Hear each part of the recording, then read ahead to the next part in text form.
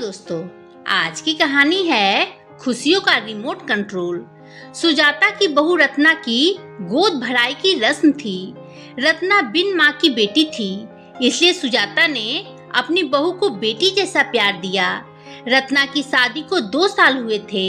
रत्ना और सुजाता की आपस में खूब बनती, लेकिन नए विचारों की रत्ना दादी सास के पुराने ख्यालों की वजह से और उनके तानों की वजह से हमेशा परेशान रहती थी। आज सुबह सुबह ही देर से उठने की वजह से दादी जी ने उसे खरी खोटी सुनाई। रत्ना रोते हुए अपने कमरे में चली गई। सुजाता रत्ना से बात करने उसके कमरे में आई। सुजाता ने रत्ना के सर पर हाथ रख सहलाते हुए कहा, रत्ना बेटा, मैं तुमसे कुछ कहना चाहती हूँ। कल का दिन तुम्हारे लिए बहुत खास है। कल रिश्तेदार, परिवार वाले, घर में बहुत से मेहमान होंगे। तुम तो अपनी दादी सास और बुआ सास का स्वभाव जानती हो। अगर कल वे कुछ कह दे तो तुम अपना मूड खराब मत करना और लोगों के सामने भूल कर भी पलटकर जवाब मत देना। रत्ना ने कहा, लेकिन मम्मा, अगर वे वजह कुछ कहें तो मुझसे नहीं सहन होता।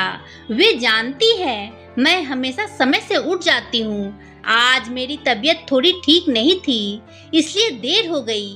पता नहीं आप कैसे उनकी हर तीखी कड़वी बातों को हंसकर टाल देती हो। माँ, मैं भी आप जैसा बनना चाहती हूँ, पर आप ही बताओ, गलत करना और गलत सहना दोनों ही गलत है ना। मैंने अपनी मम्मा को तो नहीं देखा, पर बचपन से पापा से यही सीखा है।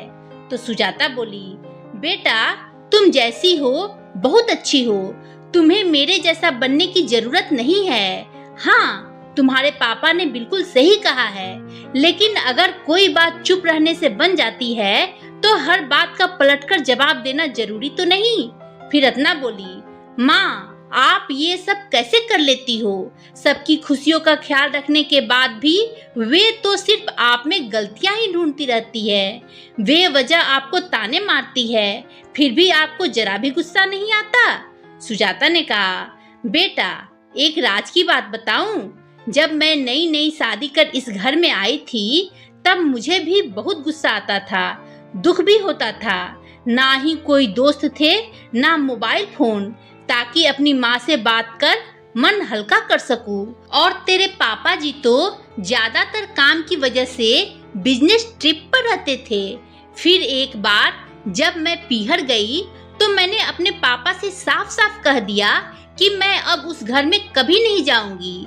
मेरे पापा ने मुझे समझाया, देख बेटा, अपनी खुशियों की डोर अपने हाथ में है। भगवान ने हमें 2 कान दिए हैं। अगर अच्छी बात हो तो एक कान से सुन, सीधा अपने जीवन में उतार देना, और अगर बुरी बात हो तो एक कान से सुन, दूसरे कान से निकाल देना। तुम्हारी खुशियों पर तुम्हारा अपना अधिकार है, तो उसकी डोर भी तुम्हारे हाथों में ही होनी चाहिए। तुम्हारी खुशियों का रिमोट कंट्रोल किसी और के हाथों में मत दो। तेरी सास के स्वभाव को तो तू नहीं बदल सकती, पर खुद को तो बदल सकती है ना। पापा के इस छोटी सी बात ने जिंदगी जीने का बहुत बड़ा मतलब सिखा दिया। समय लगा खुद को बदलने में, लेकिन जिंदगी सरल और खुशनुमा बन गई। तो बेटा, आज मैं भी तुमसे यही कहना चाहती हूँ कि अपनी खुशियों का रिमोट कंट्रोल किसी और के हाथों में मत दो। ये सुन रत्ना ने कहा, थैंक्स माँ, मैं वादा तो नहीं कर सकती, पर हाँ, कोशिश जरूर करूँगी। तो दोस्तों, मैं आप सबसे भी यही कहना चाहती हूँ, दूसरों को तो हम नहीं बदल सकते, तो अच्छा है खुद को बदले और जिंदगी को खुशनुमा बनाएं। दोस्तों, आपको ये कहानी कैसी लगी? कमेंट कर बताएं। कहानी पसंद आई हो तो लाइक शेयर करें और मेरे चैनल को सब्सक्राइब करना ना भूलें। धन्यवाद दोस्तों।